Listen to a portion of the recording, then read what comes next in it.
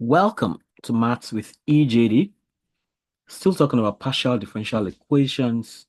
We want to see Fourier series and partial differential equations.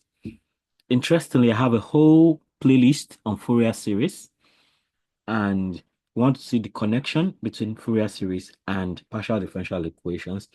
So, by way of reminder, let's see what Fourier series is about. So, a Fourier series expresses a periodic function f of x with period L. By the way, periodic function is a function that has the same value after every period L. So with period L, with period L as a sum of sine and cosine functions, or even complex exponentials. Complex exponentials.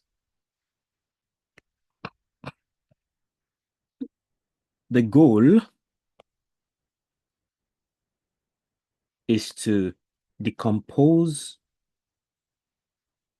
a function into a sum of simpler trigonometric functions,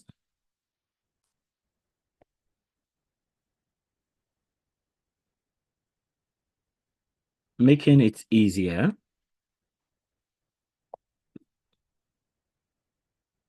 to analyze or solve, especially in the context of partial differential equations. Okay, so the Fourier series of a periodic function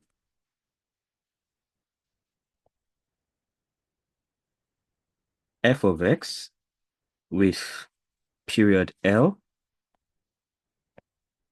is given by f of x equals summation from n equals minus infinity to infinity cn e raised to power I 2 pi n all over L x 2 pi n all over L x. All right. And cn is given as 1 over L integral from minus L over 2 to L over 2 of f of x e raised to power minus I 2 pi n all over L x dx. So with this now, we have the Fourier series together. Of course, Cn is this coefficient here. So alternatively,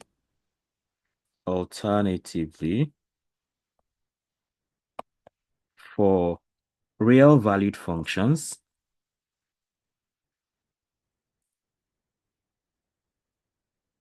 the Fourier series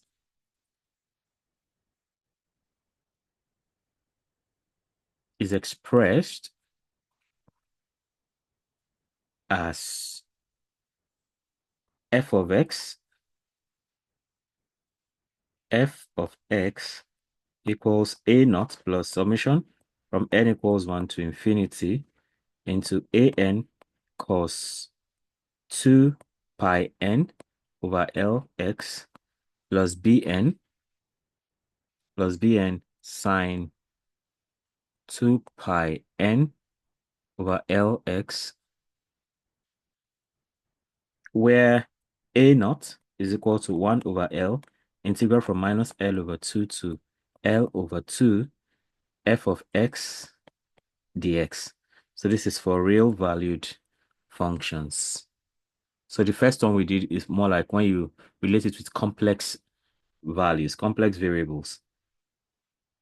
Okay, I mean, this is just A naught, right? We need AN and BN, not too fast. Okay, so we have AN to be integral from minus L over 2 to L over 2 of f of x cos cos 2 pi n all over Lx dx. That's for the ANs now. Integral from minus L over 2 to L over 2 f of x cos 2 pi n over Lx dx. And then we have the BNs also. We have Bn to be equal to 2 over L, integral from minus L over 2 to L over 2 f of x sine 2 pi n over Lx dx. So all this together give us the Fourier series for real valued functions. So in the other case, now let's look at how we can using Fourier series. In fact, let me switch pens, right? Okay, let's go on using Fourier series in partial differential equations. That's the main goal here. So Fourier series are especially useful in solving partial differential equations because they transform complicated differential equations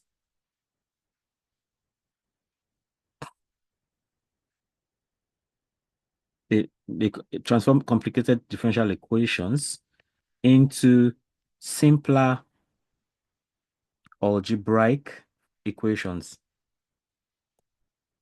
And you see a bit of resemblance between Fourier series and Laplace transform. Laplace transform transforms differential equations into algebraic equations, just like Fourier series does. But Fourier series is particularly suited for periodic functions, while Laplace transform is for any kind of function you may want to consider. So um, for for boundary value problems, for boundary value problems, or BVPs for short, involving PDEs, involving PDEs, Fourier series can be used to expand the solution in terms of sinusoidal functions. Sinusoidal functions, that's functions that look like sine wave, okay, with troughs and crests like the same. For instance, consider the heat equation. We've dealt a lot with the heat equation. Consider the heat equation, which is a common PDE. A common PDE, and it is given as partial u of x comma t partial t equals alpha partial squared u of x comma t all over partial x squared. And we have the initial condition u of 0 t, you know, or is it boundary now? U of 0 t equals u of L comma t equals 0 for t greater than 0. So, you know, I think this is where we should start even the worked example already. So we have, let's take example from here. So for this example now, we are required to solve the heat equation. Solve the heat equation. Solve the heat equation for a rod of length L with the given, okay, with initial temperature distribution. Initial temperature distribution, that is at time 0, the heat is U of X 0. At time 0, the temperature is, distribution is F of X. And boundary conditions given above, and boundary conditions, which is U of 0, T equals U of L, T equals 0, just like what we have right here. Okay. So with this problem now, the first thing we want to do, we go for step 1. So in step 1, we represent U of X, T as a Fourier series. As a Fourier series. That's a solution we need to get. We represent as a Fourier series. So here we express the solution U of X, T as a Fourier sine series. Since the boundary conditions,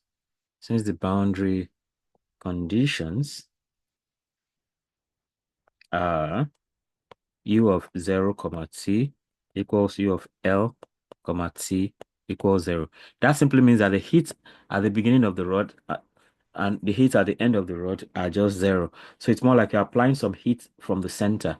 So based on this now, we can say that U of X, T is summation from n equals 1 to infinity of Bn of T sine n pi x all over L.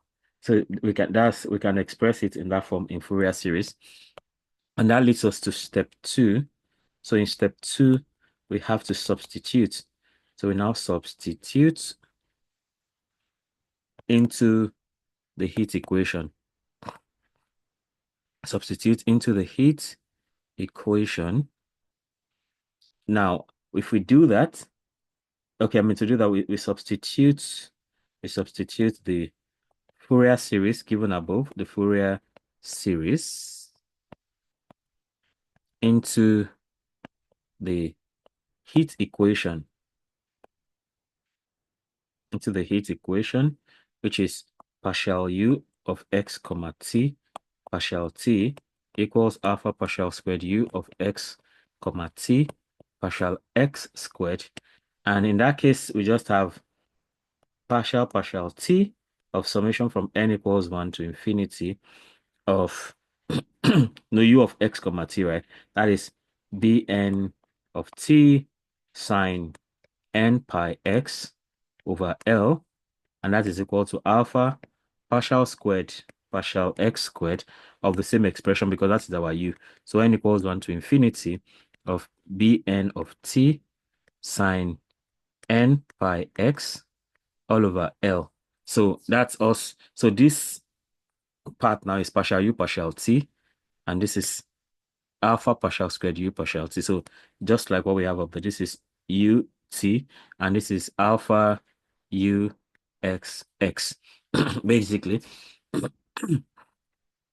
So in that case now, we can go on and differentiating the spatial part, right?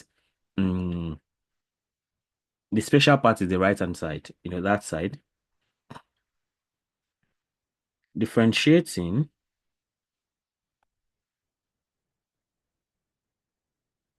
the spatial part, first of all, right? Differentiating the spatial part, then we have partial squared. This Bn of t is not there, so we just focus on that. So it means we have summation from n equals rather. So for the special part, right, this dt. So we leave this alone, and then we come here and we are focusing on this second derivative of just this special part of like that. So it means we have partial squared, partial x squared sine n pi x all over L. And that is equal to, when you differentiate the first time, that'll be like partial x, you know, partial x of differentiate sine, you get cos, but because before that you have n pi, n pi over L, then cos n pi x over L. Okay, that's first derivative. Now, when you differentiate the first time, when you differentiate the second time, so you now have so when you differentiate cos, cos now gives you minus sign. So you have minus, then this n pi over L comes again. So you have n pi over L all squared. Then cos goes back to sine because minus is already out here into n pi x over L. So we have that done. So with that in place now, we can then thus the equation becomes the equation becomes that is the whole equation now. Of course, for the time part, right? We're just differentiating with respect to time. So we're going to have dB of nt dt, and then this just remains constant. I mean, this part remains constant when we differentiate with respect to time. So the whole equation then becomes summation from n equals 1 to infinity of dB of n of t, because b of n is a function of t. So dB of n of t dt sine n pi x over L is equal to minus alpha. So, that second derivative now. So minus alpha summation from n equals 1 to infinity of b sub n of t into n pi over L squared sine n pi x all over L. So we put all of that together. And so from here we go for step 3. So in step 3, we are equating, so we equate coefficients of sine functions, coefficients of sine functions.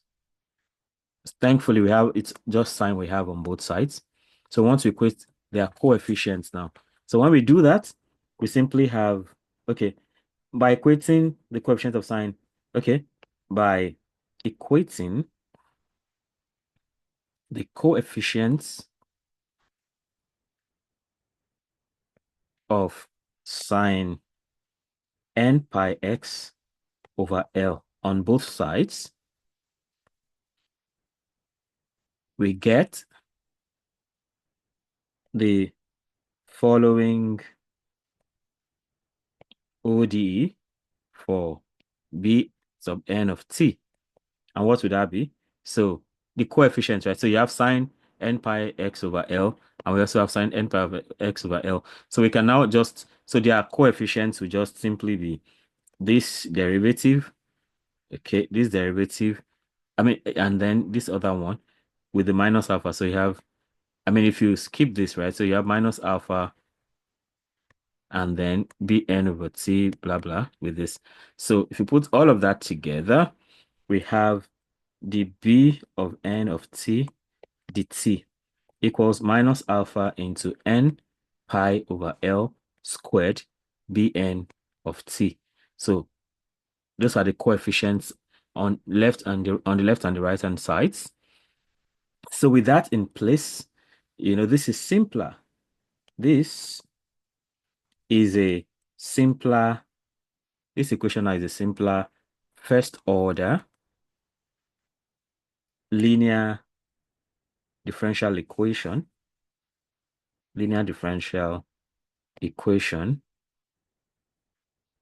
which can be solved as Bn of t equals Bn of 0 e raised to minus alpha into n pi over L squared t. Now, of course, when you solve that differential equation, it's pretty easy. We can do separation of variables, as you can see. So we just have dBn of t all over Bn of t equals minus alpha n pi over L squared dt. So it's pretty easy, and then we integrate, and then we get this. So it's pretty straightforward. We've done it a couple of times. So this is what we have for that. Then we go for step 4 now. So in step 4, we can now apply initial condition. Apply initial condition. So when using the initial condition, which states u of x comma 0 equals f of x. Okay, that's in the beginning, right? When time was 0. So we write that. So because of this, right, when t is 0, you can see that this whole expression will be 1.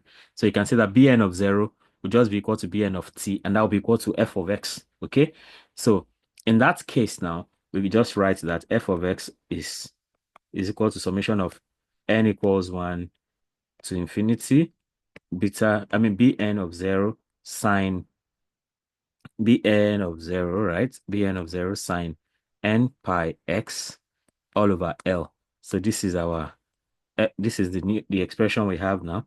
So we can say that the Fourier coefficients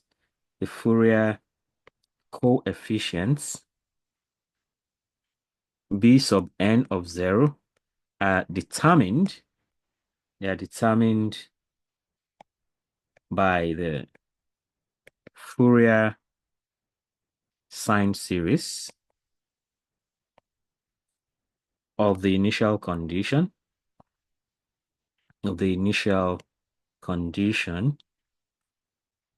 f of x, which will now be Bn of 0 equals 2 over L, all right. Integral from 0 to L, f of x sine n pi x over L dx. Okay, so the Fourier coefficients right there. And with this, thus, the solution, so we now have the solution to the heat equation. The solution, okay, let me even change markers here. Let me change color. Thus, the solution to the heat equation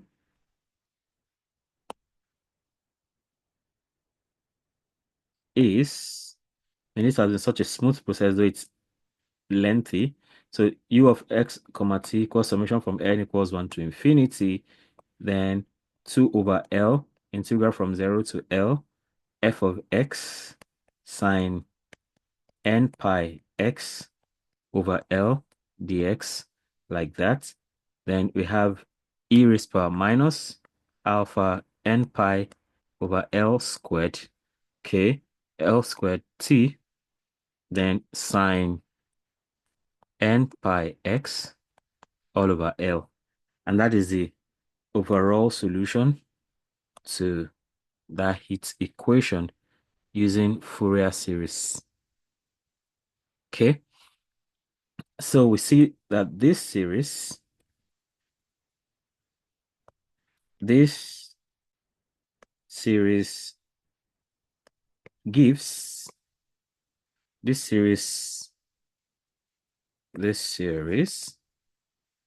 gives the solution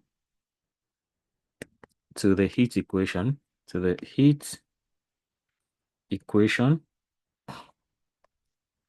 for any initial condition f of x and boundary conditions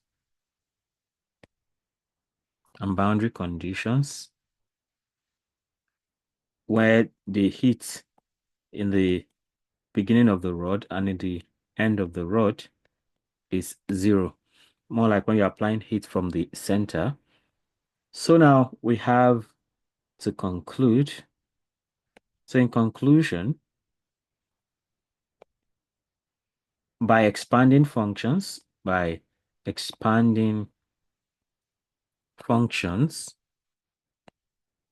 using Fourier series, we can transform PDEs like the heat equation,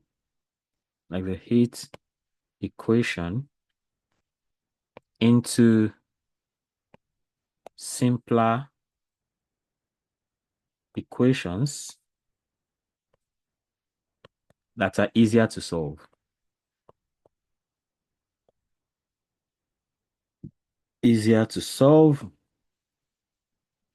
This method is powerful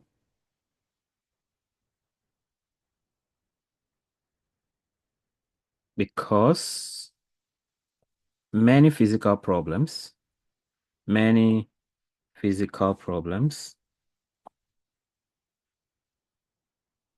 such as heat conduction or vibration analysis,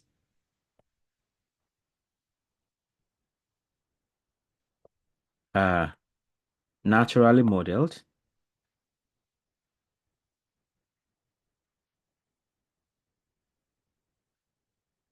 by PDEs with periodic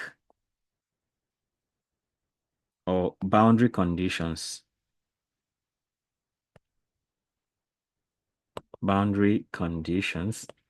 That make Fourier series a natural tool for their solution. So with that, we come to the end of this video, but first, let's talk about some practice questions. Let me look for one or two questions you can try.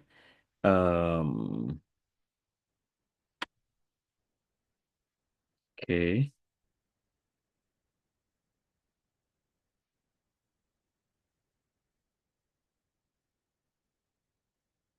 Hmm.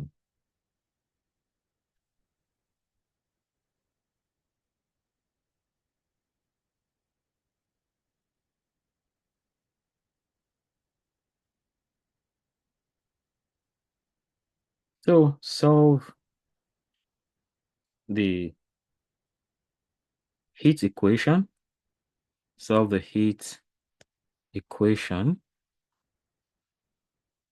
partial u of x comma t, partial t equals alpha partial squared u of x comma t all over partial x squared for 0 less than or equal to x less than or equal to pi with boundary conditions,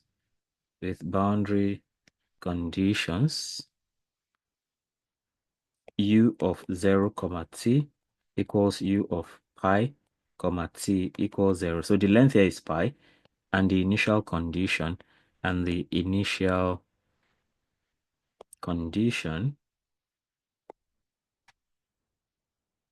u of x comma 0 equals sine x. So the heat distribution in the rod is sine x. So the question is to use Fourier series.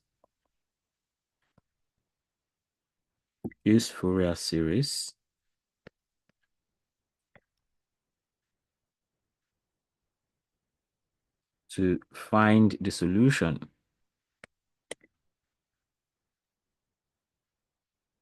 Okay, that's one. Let me add one more and then we'll be fine. Number two,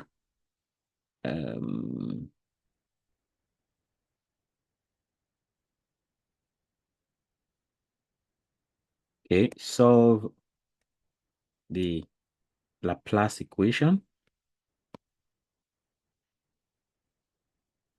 partial squared u of x partial x squared equals 0 on 0 less than or equal to x less than or equal to L with boundary conditions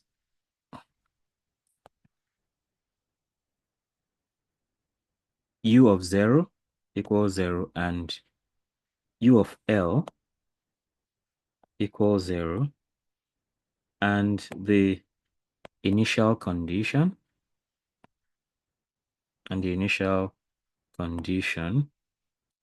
u of x equals cos pi x over L. So use Fourier series to find the solution. So let me see your answer in the comment section either on Facebook or on YouTube. And of course, feel free to let me know how helpful these videos are for you. And let me know if there's a problem you'd like me to solve or a question or a topic you'd like me to teach on. Then if you have not subscribed, please go ahead and subscribe. And after that, be sure to hit the notification bell so you can always get alerted each time a new video is released. And don't forget to like and share so that more people can have access to this great content. Till I come your way again, keep doing maths right. Bye.